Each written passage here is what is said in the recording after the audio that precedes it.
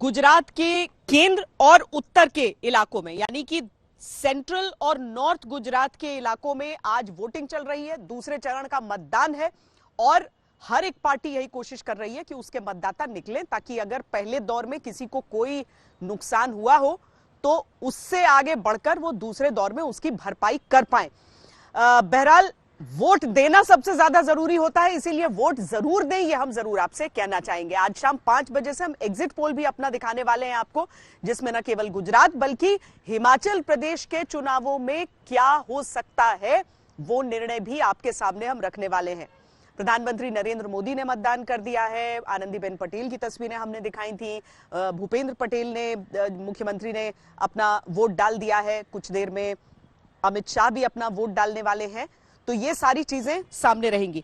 पिछली बार के चुनावों से क्या आपको ये सुनाते हैं कि प्रधानमंत्री नरेंद्र मोदी ने जब अपना वोट डाला, फिर अपने भाई के घर गए, उसके बाद आकर क्या कहा।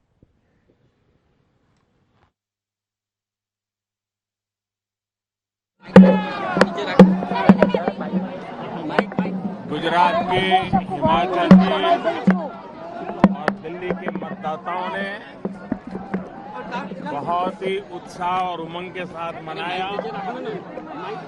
मैं लोकतंत्र के उत्सव के लिए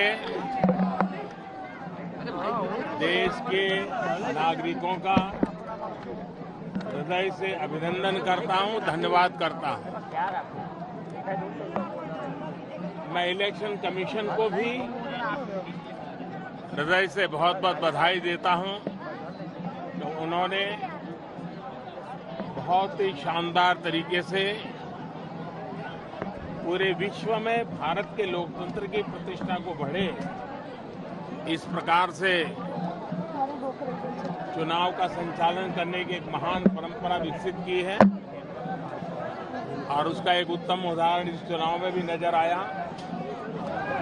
मैं इलेक्शन कमीशन का भी हृदय से अभिनंदन करता हूं।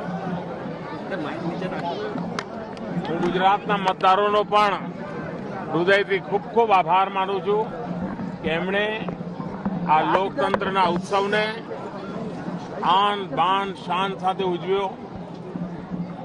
ખૂબ ઉત્તમ પ્રકારે ચર્ચાઓ કરી।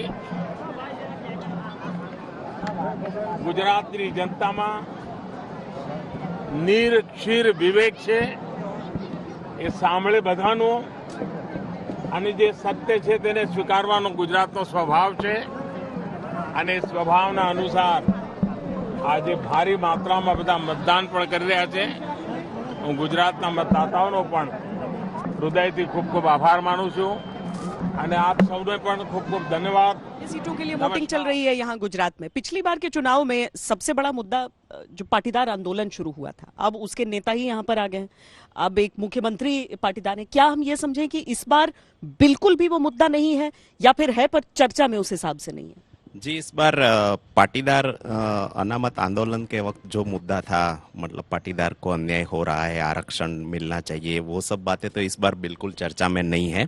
लेकिन सबकी निगाहें ये हार्दिक पटेल और अल्पेश ठाकोर पर इसलिए है कि वो लास्ट टाइम कांग्रेस में थे और पाटीदार अनामत आंदोलन के समय अपने अपने समाज के मुख्य चेहरे थे।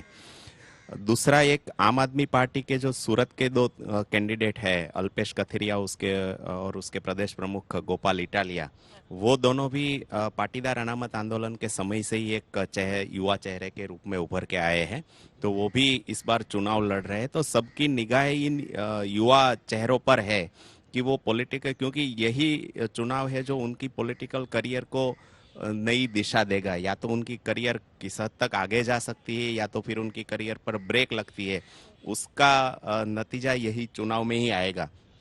तो निश्चित तौर से सब लोगों की नज़र उस पर टिकी हुई है।